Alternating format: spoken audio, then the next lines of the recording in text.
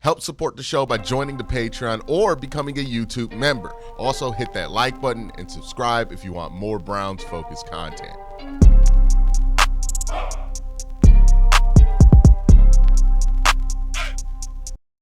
All right, we're getting close to the draft. This is the week of the NFL draft, and the Browns still have a lot of questions at the quarterback positions. Questions that could be answered in the draft this year.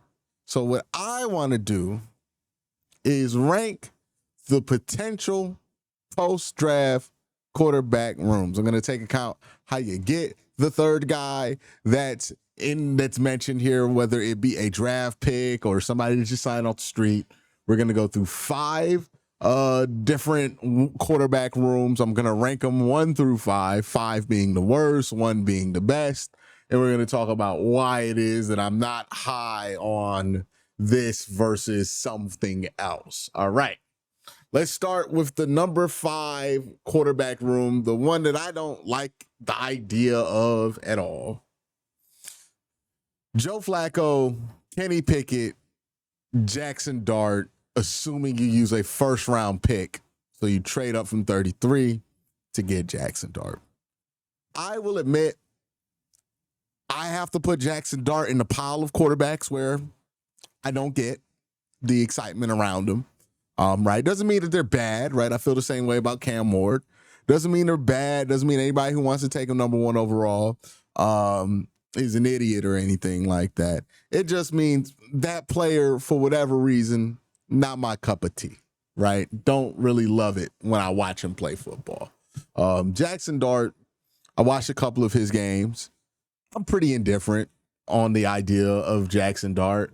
I don't really see him as that different potential-wise from Kenny Pickett, if I'm being honest with you. And you all know I'm not super high on the potential of Kenny Pickett.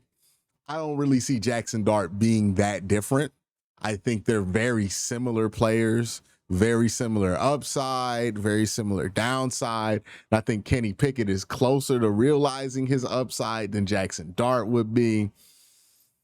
I just don't get it, right? I wouldn't love it. I don't think highly of Jackson Dart as a prospect. Maybe I'm wrong on this. Maybe there's something amazing about him that some others can see, but I can't. But when I watch Jackson Dart, the idea of drafting him in the first round is atrocious, right? And you could put behind this Tyler Shuck as well, right? Like, not a big fan of Tyler Shuck in the first round at all. Just not going to be able to do it. If somebody else wants to do it, cool. Hope it works out for them. But not really a fan. So not a fan of Shuck. Not a fan of Dart in the first round. Not a fan of any of those two. That would be my number 5 least favorite of the 5 that I'm going to bring up today. Above Jackson Dart would be number 4, Joe Flacco, Kenny Pickett, and a quarterback you draft in day 3.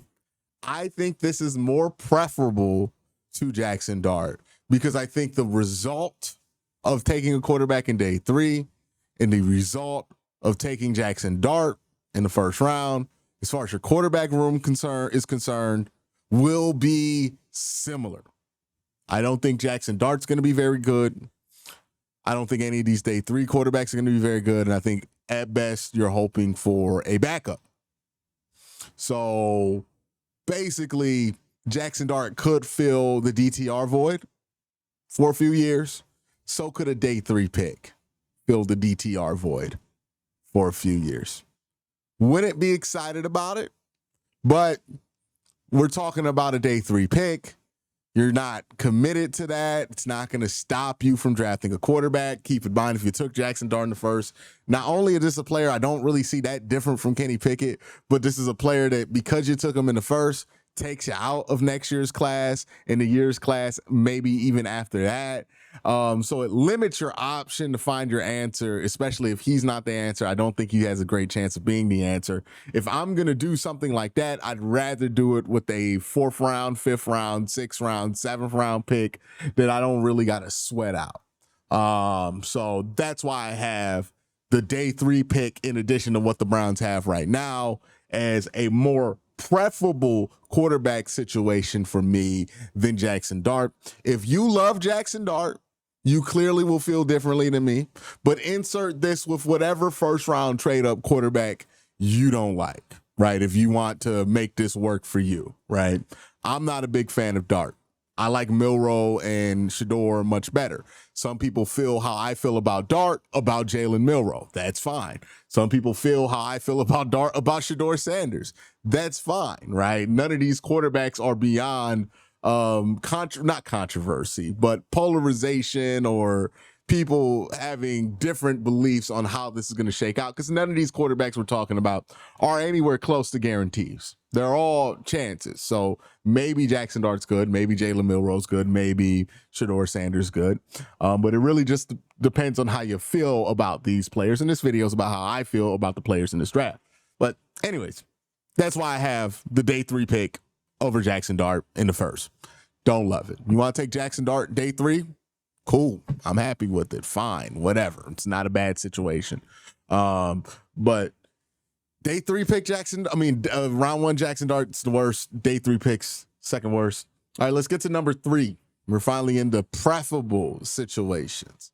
My third most preferable quarterback situation the Browns can end the draft with: Joe Flacco, Kenny Pickett, Will Howard in the 3rd round.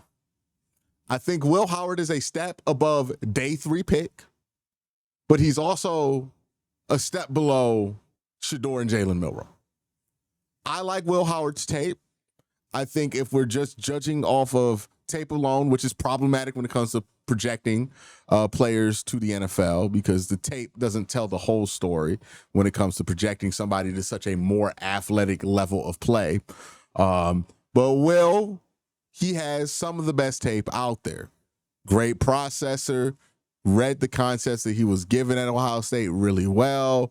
Come playoff time, was super aggressive, gave his guys chances, and made his wide receivers' life easy, at least on the close side to him. The concern with Will Howard is arm strength.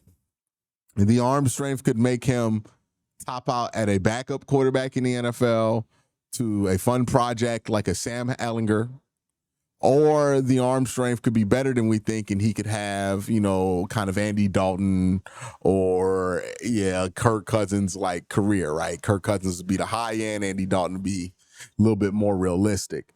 And I think that would be a fine result for a 3rd round pick in Will Howard. You can even make the argument for a late second for him. I think he's a cut above the Jackson Darts of the world, the Dylan Gabriels, the routine day 3 guys, anybody else, the Curtis Warwicks. I think he's a cut above them because he does have the tape against elite teams and has done it in big games. There's not a lot of quarterbacks in this draft class that have done what Will Howard has in big games. The only one I can think of that comes close is Jalen Milroe, who has won a SEC championship, almost beat Michigan the year they won the national championship. Will Howard took it a step further, won the Big Ten, did not win the Big Ten, my bad, did not win the Big Ten, but did win the playoffs and the national championship. So a little bit better than just winning the Big Ten. So you have that with Will. I think he's clear cut in this. I think he's the only quarterback. There's like tier 1, and I think that's like Cam Ward, Milroe, Shador. And then there's tier 2. I think he's by himself. And then tier 3 is everybody else after that. He's my 1 tier 2 quarterback in this class. He's my 3rd favorite option. If the Browns end the draft with him in the 3rd round, I'd be pretty happy with it. I like Will Howard. All right, number 2. And now we're just getting down to preference. I have been struggling with how I feel about the Jalen Milroe, Shador Sanders stuff. My mind tells me that on paper, Shador Sanders is the better prospect. No doubt in my mind. Like my mind tells me that. But every instinct in my body prefers Jalen Milroe to Shador Sanders. right? This is one of those things I talk about, right? Football is part art, part science. And sometimes those two things do not collaborate at all. This is one of those times for me, at least. The art of football, knowing the difficulty that Jalen Milroe's athletic ability poses on defenses immediately, day one in the NFL. The comfort that I have with Jalen Milroe, going back to an offensive coordinator that he's played with when he hasn't had an offensive coordinator more than 1 year in his major football career. Also, another thing with Jalen Milroe, the intangibles. You know, the work ethic, how he carries himself in the press, how he's handled the pre-draft situation, all flying passes for me. All of it. Love it. Love all that stuff with them. The tape, it's not as bad as people make it out to be. I think people kind of see one bad Jalen Milroe play, blow it up on the big screen, and act like that's all he's ever done. But Jalen Milroe has played in big games and won big games. You can't say that for Shedeur Sanders. He's never, legit. No disrespect to Shedeur, but as a quarterback, he's never won a big game he's played in. His big game record's awful. It's not something that's scientific, but it would be something that would make me feel better about Shedeur if he had played well in a big game at least. And he's had games where he's played decent, but he was never the decisive factor like I've seen Jalen Milroe be a decisive factor in multiple big games throughout his college career. So all of that stuff, man, I like Milroe. But then you start to get to the more on paper stuff, right? Accuracy. I mean, Shedeur's the most accurate guy in this class by a mile. Jalen Milroe, he's at the bottom of the accuracy chart. Not the worst. He's more accurate than guys like Quinn Ewers. Similarly as accurate as like a Jackson Dart. But also similarly as accurate as Cam Ward was last year. So he's not the worst accuracy guy, but he's not as good as Shedeur. Obviously, Shedeur is above and beyond one of the more accurate quarterbacks in the class. Same thing can be said about Will Howard. But the question is, how much is that accuracy actually going to matter? Right? When you're able to move guys on defense because you can move the ball with your legs at such a dangerous clip, that's going to make your passing lanes a lot more wide open. So you can make up for some inaccuracy with athleticism. There is the science of it that's like, hey, Shedeur makes sense. He's the traditional style quarterback. You've seen that quarterback work in the NFL and not have to be a unicorn, right? You can be a pretty average quarterback and make Shedeur's style work in the league. And that's the logical part of me, the practical part of me. The part of me that loves football, loves the art about football, 100% wants Jalen Milroe. So it's been a constant tug of war, right? And for a little while, there was a portion here where Milroe's measurables just weren't adding up, right? He had the small hand size measurement. We didn't get to see what his finished throwing motion looked like at the Senior Bowl, but at the Senior Bowl, his throwing motion was awful. And, you know, I wanted to remember from mistakes I made in the past, where last year I kind of overvalued how a quarterback looks at the Senior Bowl. So that made me undervalue Michael Penix, made me undervalue Bo Nix. So this year, I don't want to make that same mistake, overvaluing what I saw at the Senior Bowl, and that making me overvalue a quarterback that I wouldn't overvalue unless otherwise. And with Milroe, I understand why that can be a problematic thing because he was working on stuff at the Senior Bowl, and you can see it throughout his whole process. All of this to be said, I'm putting Shedeur Sanders at 2, and I'm putting Jalen Milroe at 1. For all the reasons I mentioned. It's not like I would be upset if the Browns had both these guys on the board, they took one of them. I wouldn't be upset with either Shedeur or Jalen. Let me make that clear.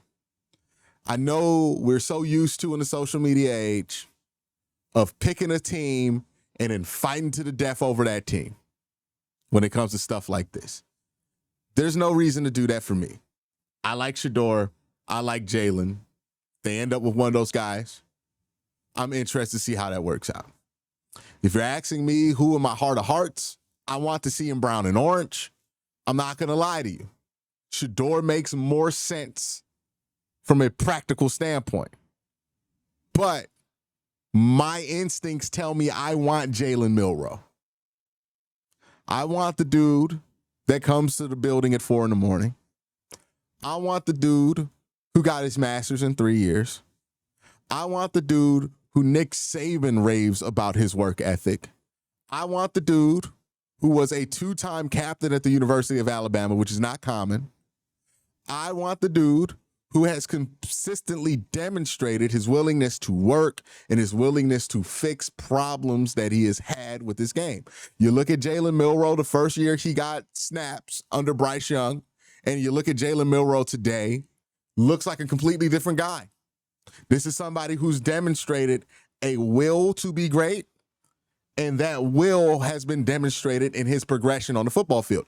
I think a lot of us forget just how much progress Jalen Milroe has made. But when we first saw Jalen Milroe play more than like a couple of snaps, none of us thought that that would ever become somebody you would take seriously as an NFL quarterback. Now we're at that point. He's made that progress. He's only 22 years old. He feels like more of a fit in the building than Shedeur does. And I'm not going to lie. How Shedeur, or the Sanders family, more accurately, has handled Shedeur's pre-draft has left me with more questions than answers, and I don't think that's good.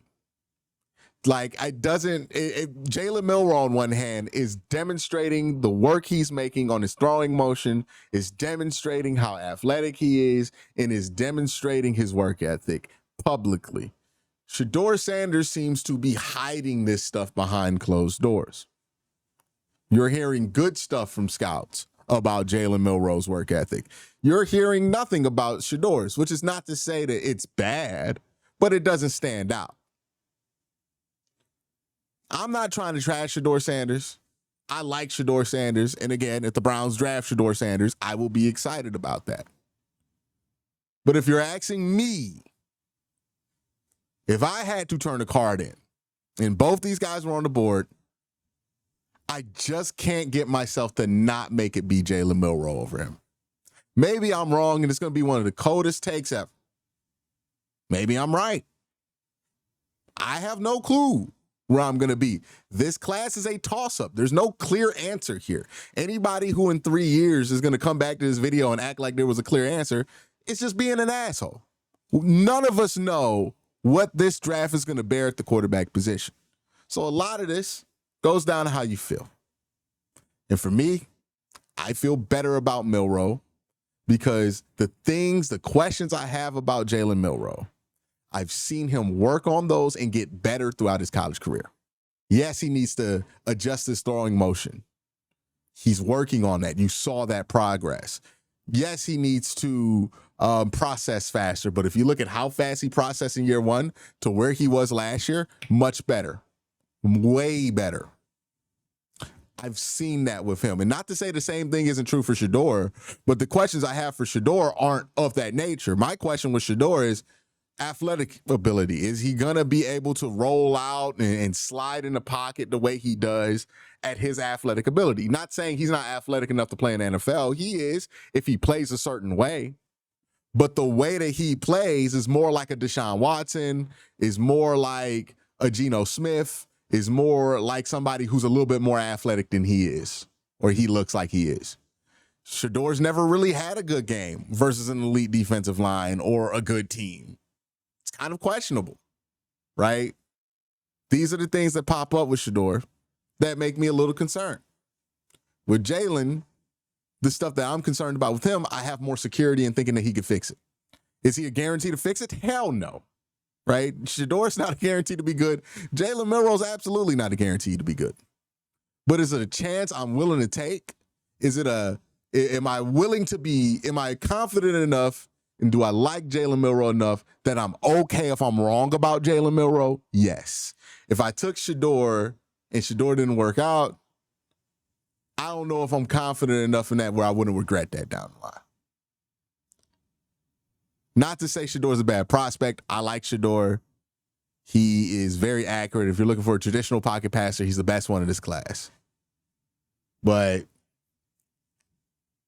I don't know. Something about Jalen Milroe makes me want to take him more. Maybe I'm crazy. But y'all let me know what you think in the comment section down below. Y'all have a great day. Have an even better night. Peace.